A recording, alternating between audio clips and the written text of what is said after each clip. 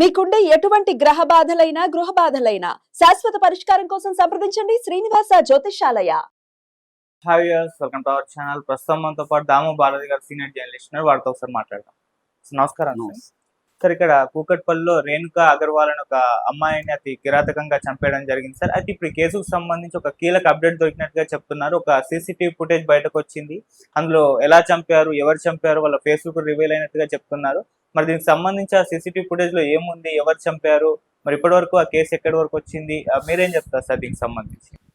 మనకి హైదరాబాద్ ఈ మధ్యకాలంలో మర్డర్స్ రకరకాల రూపాల్లో ఎక్కువ జరుగుతున్నాయి. మొన్ననే మనం కూకట్పల్లిలో సహస్ర అనే ఒక బాలిక, 12 ఏళ్ల బాలికను 14 ఏళ్ల అబ్బాయి ఎంత దారుణంగా చంపాడు అనేది మనం చూసాం. సో ఇప్పుడు అదే కూకట్పల్లిలో మరొక దారుణమైన హత్య జరగడం, అది ఎవరు చేశారు ఏంటి అనేది సంచలనమైన విషయాలను బయటకు వచ్చాయి. ముఖ్యంగా అక్కడ బాలానగర్ డీసీపీ సురేష్ కుమార్ నిన్న మీడియాతో మాట్లాడారు. ఆయన ఏం చెప్పారు, అలాగే మన పరిశోధనలో అక్కడ ఏం విషయాలు బయటకు వచ్చాయి అనేది మనం చెప్పుకుందాం. యాక్చువల్గా రేణుకా అగర్వాల్, చనిపోయిన ఆవిడ లేడీ పేరు రేణుకా అగర్వాల్. ఆమెకి దాదాపు 40 ఏళ్ళు పైన ఉన్నాయి. సో వీళ్ళది స్వాన్ లేక్ అని ఒక గేటెడ్ కమ్యూనిటీ. ఇందులో రేణుకా అగర్వాల్, వాళ్ళ భర్త రాకేష్ అగర్వాల్, వాళ్ళ కొడుకు 26 ఏళ్ళు అబ్బాయి, ముగ్గురు కలిసి ఉంటున్నారు 13వ ఫ్లోర్లో. సో మొన్న ఏమైందంటే వీళ్ళ హస్బెండ్ రాకేష్ అగర్వాల్కి బాలానగర్లో స్టీల్ ట్రేడింగ్ ఒక షాప్ ఉంది. సో ఆయన యథావిధిగా కొడుకును కూడా అక్కడికి తీసుకెళ్ళి వీళ్ళిద్దరూ అక్కడ షాప్ ఓపెన్ చేసి చేస్తుంటారు అనమాట. అక్కడ పెద్ద ట్రేడింగ్ షాప్ ఉంది వీళ్ళకి. సో బల్క్గా హోల్సేల్ స్టీల్ అమ్మడం అవన్నీ చేస్తుంటారు. మామూలుగా రోజు కూడా మార్నింగ్ వెళ్ళిపోతారు, ఈవినింగ్ 7:30, 8కి అలా ఇంటికి వస్తారనమాట. ఆ రోజు కూడా 7:30, 8కి వస్తే బయట లాక్ కేసు ఉంది. ఇదేంటి బయట లాక్ కేసు ఉంది అని ఫోన్ చేశారు ఆమెకి. ఫోన్ చేస్తే ఫోను స్విచ్ ఆఫ్ వస్తుంది. సో ఏమైంది అని కాసేపు వెయిట్ చేశారు, రకరకాలు చూశారు, ఏమీ కనిపించలేదు. దాంతో ప్లంబర్ని పిలిచి బాల్కనీ తలుపుని బ్రేక్ చేయించి బాల్కనీలోంచి లోపలికి ఎంటర్ అయ్యి చూస్తే ఆమె కిచెన్ దగ్గర దారుణంగా బ్లడ్ దీంట్లో పడుంది. అట్లాగే కట్టేసి ఉన్నారు ఆమెని. అక్కడ కట్టేసి పెట్టారు, చేతులు కాళ్ళు కట్టేశారు. సో బ్లడ్ అంతా ఉంది, చనిపోయినట్టుగా అర్థమైంది. ఇమీడియట్గా వాళ్ళు కూకట్పల్లి పోలీస్ స్టేషన్ దగ్గర అనమాట, పోలీస్ స్టేషన్కి ఫోన్ చేశారు. సో పోలీసులు వచ్చారు. వచ్చి మామూలుగానే వాళ్ళ ఎంక్వైరీలు, క్లూస్ టీము, తర్వాత డాగ్ స్క్వాడ్ ఇవన్నీ తీసుకున్నారు. అట్లాగే ఫుటేజ్, ఆ అపార్ట్మెంట్లో ఫుటేజ్ ఏమైనా ఉందని పరిశీలించారు. సో ఇవన్నీ చూసినాక వాళ్ళకి అర్థమైంది ఏమంటే ఇద్దరు వ్యక్తులు చంపినట్టుగా వాళ్ళకి అర్థమవుతుంది. ఒక ఫుటేజ్ కూడా, సీసీటీవీ ఫుటేజ్ కూడా మీడియాకి కూడా కొంత బయటకు వచ్చింది. అయితే మీడియాకి దొరకని ఫుటేజ్ కూడా పోలీసుల దగ్గర డీటెయిల్గా ఉందని చెప్తున్నారు.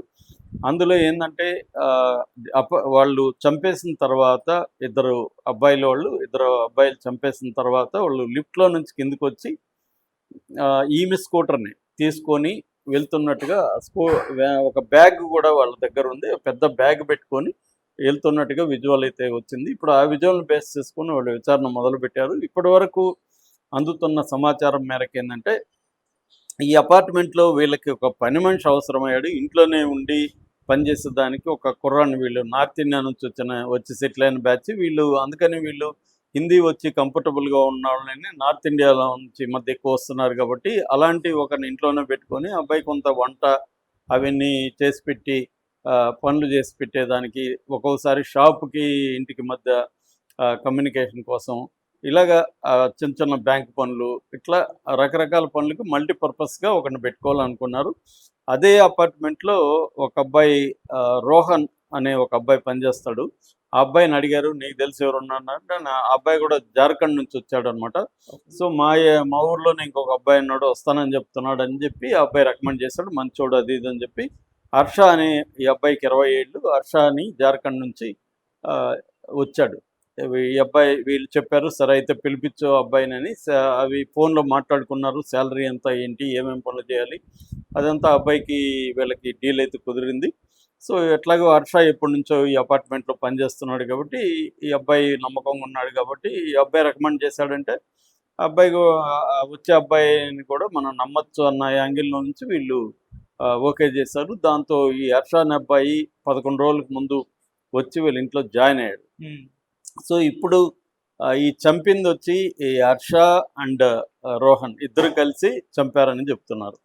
అంటే ఈ రోషన్ అనేవాడు అపార్ట్మెంట్లో పనిచేస్తున్నాడు. వీడు స్టడీ చేశాడు ఎవరెవరు ఇళ్లలో ఏముంటుంది, డబ్బులు బంగారు ఎక్కడ వాడు పనిచేస్తున్నాడు కాబట్టి కొన్ని ఇళ్లలో వాడు అబ్జర్వ్ చేసి వీళ్ళ ఇంట్లో కూడా మధ్యలో అవసరం కోసం 2-3 రోజులు ఈ అబ్బాయి పనిచేయడంతో వీళ్ళ ఇంట్లో నగలు ప్లస్ డబ్బు ఎక్కువగా పెడతారు. ఎందుకంటే అక్కడ ఎక్కువగా క్యాష్ వస్తూ ఉంటుంది. ఆ క్యాష్ బ్యాంకులు వేయడానికి ముందు ఇంట్లో పెట్టి మళ్ళీ బ్యాంకులు వేయడం, వారానికి ఒకసారి అలా పోయి బ్యాంకులు వేయడం అనేది గమనించాడు ఇతను. వీళ్ళకి షాప్ ఉంది, రెగ్యులర్గా డబ్బులు వస్తుంది, కొంత గోల్డ్ కూడా పెట్టున్నారు. ఇవన్నీ అర్థమయ్యి సో ఇవి దొంగిలించాలనేది ప్లాన్ చేస్తారు. వాళ్ళకి చంపాలనే ప్లాన్ లేదు, దొంగిలించాలని ప్లాన్ చేస్తారు.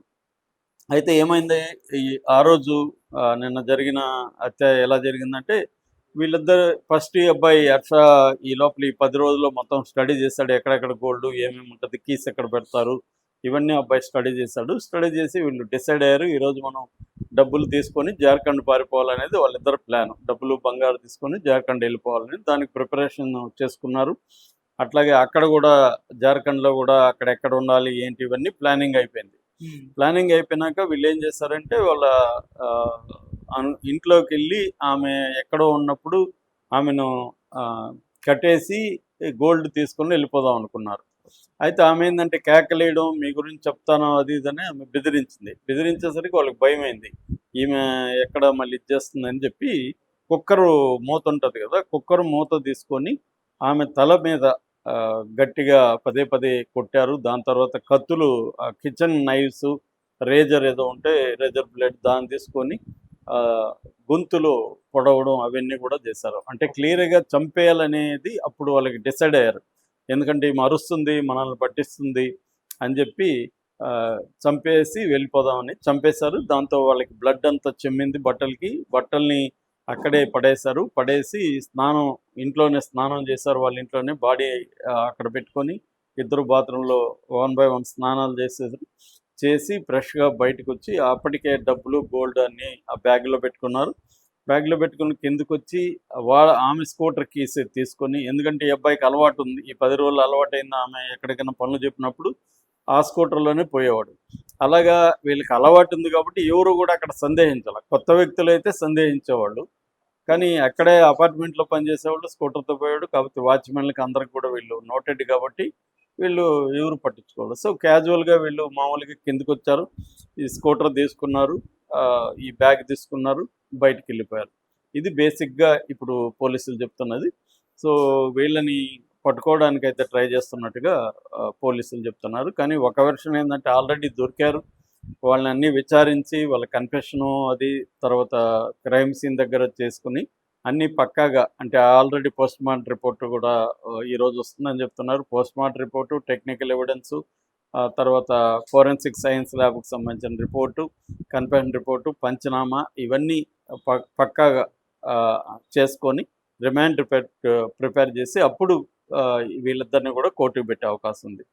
ఇప్పటివరకు అయితే వాళ్ళు కన్ఫెస్ చేసి మొత్తం విషయాలు అయితే చెప్పారు. ఇప్పుడు వీళ్ళిద్దరైనా వీళ్ళకి ఇలాంటి ఒక ముఠాలాగా ఏమన్నా జార్ఖండ్లో ఉందా? ఎందుకంటే ఇప్పుడు మనం బయట నుంచి ఎక్కువ వచ్చి ఇక్కడ పెట్టుకునే పరిస్థితి. ఇప్పుడు ఈ వాచ్మెన్లు వీళ్ళంతా కూడా మనకి బయట నుంచి వస్తున్నారు. ఎందుకంటే ఇక్కడ వాళ్ళు సరిగ్గా పనిచేయకపోవచ్చు, లేకపోతే జీతాలు ఎక్కువ డిమాండ్ చేస్తారు, లేకపోతే గొడవలు అయితే వాళ్ళు బంధువులు ఫ్రెండ్స్ను పిలుచుకొచ్చి గొడవ చేస్తారు. కాబట్టి నార్త్ ఇండియన్స్ లేదా ఇటు మన ఒరిస్సా లేకపోతే నార్త్ ఈస్ట్ ఇలాంటి వాళ్ళని పనిలో పెట్టుకుంటే వాళ్ళు బుద్ధిగా పనిచేస్తారు. మాట్లాడితే దావత్తనం ఇంకోటి అని ఊర్లోకి వెళ్ళిపోవడం అవి జరగదు. ఎప్పుడో సంవత్సరానికి ఒకసారి 2 సార్లు వెళ్ళొస్తారు అని చెప్పి, రెండోది కూడా శాలరీల పరంగా కూడా ఇక్కడ వాళ్ళతో పోలిస్తే అక్కడ తక్కువగా ఉంటాయని వీళ్ళు కూడా వాళ్ళని ప్రిఫర్ చేయడం. ముఖ్యంగా నార్త్ ఇండియన్స్, హైదరాబాద్లో సెటిల్ అయిన నార్త్ ఇండియన్స్ కంఫర్టబుల్గా ఉంటుందని వాళ్ళని పిలుచుకురావడం అనేది జరుగుతుంది. అయితే ఇక్కడ ఏమవుతుందంటే ఈ మధ్యకాలంలో క్రైమ్ అనేది పని మనుషులు, డ్రైవర్లు వీళ్ళు క్రైమ్ చేయడం కూడా బాగా పెరిగింది. ముఖ్యంగా ఒంటరిగా ఉంటున్న పెద్దవాళ్ళు చాలా ఫ్యామిలీస్లో ఏమైపోయాయంటే కొడుకు కూతురు అమెరికాలోనో, ఆస్ట్రేలియాలోనో, ఇంగ్లాండ్లోనో ఉంటారు, ఇక్కడ పేరెంట్స్ ఉంటారు. మాకు కూడా మా ఎదురింట్లో ఒక ముసలావిడ ఉండేది, వాళ్ళ కూతురు ఇక్కడే ఎక్కడో బయట ఉండేది, ఇంకొక కొడుకు అమెరికాలో ఉండేవాడు, ఆమె ఒక్కటే ఉండేది. ఆమెను చూస్తేనే ఆమె ఎలా పని చేసుకోగలదా అనిపిస్తుంది మనకి. కాబట్టి ఆమె ఎవరి మీదనో డిపెండ్ అవ్వాలి. ఇప్పుడు ఆమె దగ్గర గోల్డ్ అవి ఉన్నాయనుకో, వాళ్ళకి ఏమనిపిస్తుంది, తర్వాత కథ కాన్సిక్వెన్సెస్ ఆలోచించరు, ముందు పట్టుకొని వెళ్ళిపోదాం అనుకుంటారు. సో అలాగా వీళ్ళు కూడా ఏం ఆలోచించారంటే, మనం ఒకసారి బయటికి వెళ్ళిపోయి ట్రైను, బస్సు, లారీనో ఎక్కేస్తే ఇంకా మనల్ని పట్టుకోరులే, అక్కడికి వచ్చి జార్ఖండ్ వచ్చి పట్టుకోవడం ఎంత సాధ్యం కాదు అన్నట్టుగా వాళ్ళు చేసినట్టుగా మనకు అర్థమవుతుంది. సో వీళ్ళనైతే పట్టుకునేసారని చెప్తున్నారు. ఈ రోజు రేపటికి మనకి మీడియా ముందు కూడా ప్రవేశపెట్టే అవకాశం అయితే కనిపిస్తుంది. Okay sir, thank you so much.